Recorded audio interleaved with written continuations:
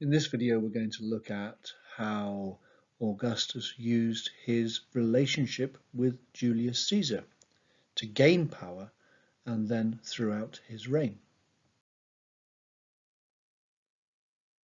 So we're going to look at the benefits of Augustus, the popularity with the plebs and the army, the military strength it gave him, and then the family it allows himself to join himself to, how he achieved this association, and then finally the dangers of association with Julius Caesar. When Octavian arrived in Italy in 44 BC, he had nothing but Caesar's name. As Beard points out, Caesar was Octavian's passport to power. Using his association to Caesar, Octavian was able to raise an army, and he used this army to persuade the Senate, as it says, through honorific decrees, to admit him into its order. He was given a consular position in declaring opinions, and he was given imperium, so he was given the right to command an army. Once he had that official position, he then marched with Pansa and Hirtius against Antony at Mutina, but then when Pansa and Hirtius had been killed in the battle and Antony driven off into Gaul, he returned with the army to persuade the Senate to allow him to stand as consul. Then, using Caesar's popularity and his own association with Caesar, he was able to be elected as consul in 43 BC. So it's entirely through the association with Caesar and Caesar's popularity with the plebs and the army that Octavian was able to bypass the Senate and end 43 BC as consul, having started or having arrived in Italy in 44 with no position whatsoever. Of course, having gained his consulship, he then gave it up so as to become triumvir with Lepidus and Antony. So how did Octavian make his association with Caesar clear? Well, in 43 BC, he put on games to Venus, the games which Caesar had been going to hold, but were obviously curtailed by his death. And secondly, by declaring that the comet that appeared for 7 days during the games was the deified Julius ascending into heaven. But probably more importantly, he showed on his coins that he was the true son and heir of Julius Caesar. And we see that here with these two pictures on either side of the same coin, with Octavian very obviously being a younger version of Julius Caesar on the other side. So there's a very strong family resemblance.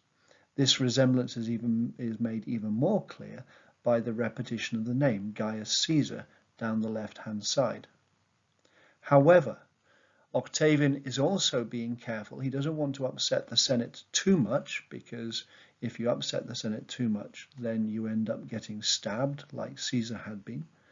And so he also makes the point that he is only a consul. He's not a dictator perpetuo. He's not dictator forever. He is a religious young man. He's a pontifex and augur, so he belongs to two of the main priestly colleges of Rome. But he's not Pontifex Maximus. He's not the chief priest, a position that would be held for his entire life. Nor is he a military man. Caesar very obviously is wearing his laurel wreath as a result of the triumphs that he's held. Octavian here putting himself forward as a man of peace. No laurel wreath on his head. He's not celebrating at this point his military success. The deification of Julius Caesar was particularly useful for Octavian because it allowed him to keep the piety that he owed to his father, indeed because now he was deified, to intensify the piety that he should feel towards his father, while at the same time being able to overlook the political activities of Caesar, that were so unpopular among the ruling class in Rome. The fact that he had just won a bloody civil war, and the fact that he had elected himself dictator and looked like he had been on his way to become king. So instead, Augustus was able to celebrate the pursuit of Brutus and Cassius and their defeat at Philippi as an act of utter piety. I drove into exile those men who had murdered my father, avenging their deed by legal means. So he presents the Philippi campaign purely as an act of piety which he follows in the most legal sense. At the same time, he starts building the Temple of Divine Julius, blocking off one end of the forum. The altar in the foreground of the temple built on exactly the same spot that the body of Caesar had been burned in the forum. And you can see that the Temple of Divine Julius was built from 42 to 29 BC. So absolutely in this key moment for Octavian, of trying to gain power and establish himself as one of the key political greats in Rome. After Philippi, Octavian also vowed to build a temple to Mars Ultor, Mars the Avenger, which would be the center of his new forum. Now, in the model on the right, you need to ignore the two large forums on either side of the Forum of Augustus, but instead just consider the three yellow outlines. Furthest to the top, we have the Augustan Forum.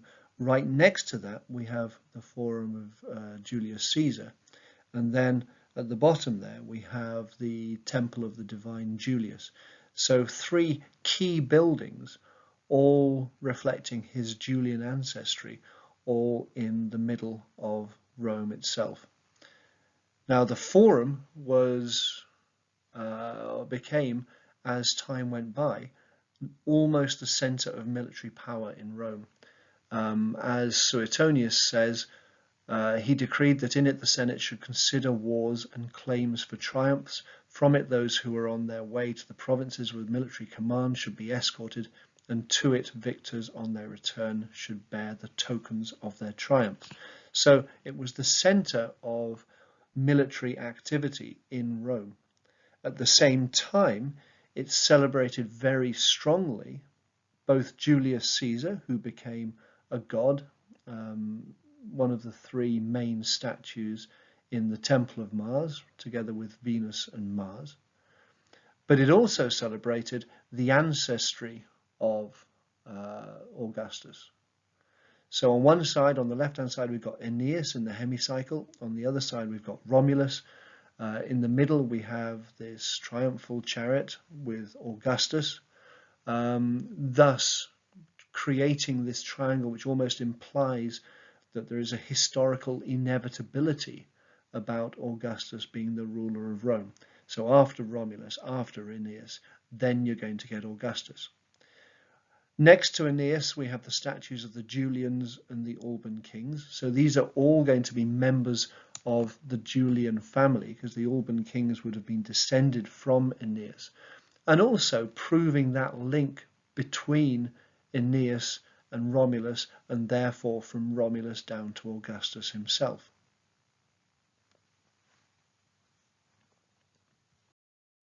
It's important to notice that as his reign went on, Augustus never stopped his association with Caesar.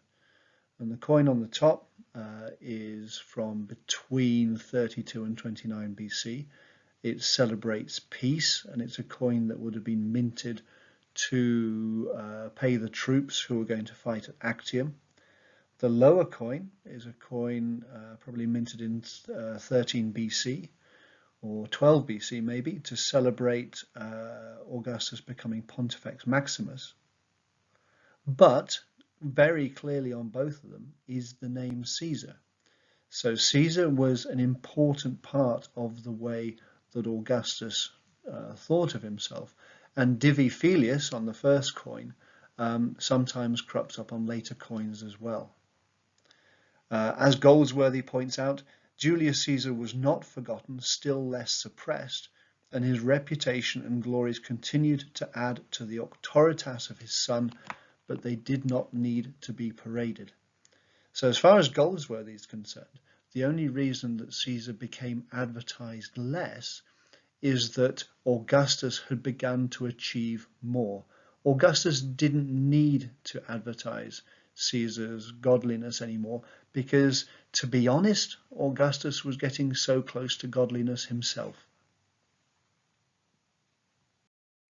At the same time, it is important to notice how useful Julius Caesar becoming a god had been to Augustus.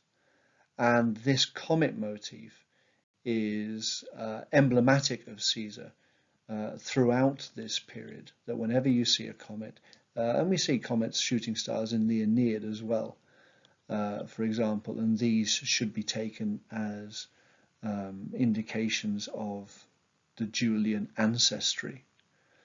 But the comet is a nice shorthand way of describing Julius Caesar without wanting to have that picture of him with his laurel wreath, that picture of him with Dictator Perpetuo written near him, because as time goes by, Augustus didn't want to have those memories too prevalent. He wanted to remember his father because piety was so important. But at the same time, he didn't want his father's activities to overshadow his own achievements. So in 1918 BC, this is quite a typical coin, remembering the divine Julius, and the divine Julius has disappeared completely to be replaced by this emblem of a comet or a hairy star, as some Roman writers describe it. It's worth looking at Ovid's celebration of Augustus from 8 AD to see how this relationship and this association with Caesar develops, especially towards the end of Augustus's reign. As you can see in this passage here, this descendant of yours who suffer over Cytherean has fulfilled his time. This is Jupiter talking to Venus, the Cytherean, about the death of Caesar. And you can see here that the activities of Caesar are much less emphasized compared to the glories of Augustus's reign. Caesar has fulfilled his time. But it goes on to say, Augustus, as heir to his name, will carry the burden placed upon him alone. We have Mutina there, we have Pharsalia, we have Philippi. Interestingly, Ovid goes into the details of the Civil War battles. I'm not sure Augustus would have been that happy about the conquered walls of besieged Mutina suing for peace and Philippi twice flowing with blood. These are rather emphasizing the bloody aspects of the Civil War, which Augustus himself was so keen not to mention in the Res Gestae. But in the last paragraph, this is very much the golden age of Augustus. The world is at peace. He will turn his mind to the civil code as the most just of legislators make war law. He will direct morality by his own example. He will order a son, Tiberius, born of his wife, to take his name, etc. Meanwhile, take up Caesar's spirit from his murdered corpse, change it into a star, so that the deified Julius may always look down from his high temple on our capital and forum. And you can see very clearly the two roles that are being defined for Augustus and Caesar. Augustus is the man who will be in charge of the golden age, whereas Caesar is the god who is going to overlook it and be proud of his son in a good traditional Roman way. And in Ovid's poem, you can see Caesar accepting this relationship. Seeing his son's good works, Caesar acknowledges they are greater than his own and delights in being surpassed by him. Now, bearing in mind that Caesar has been deified, then being surpassed by him actually hints quite strongly at the coming deification of Augustus himself.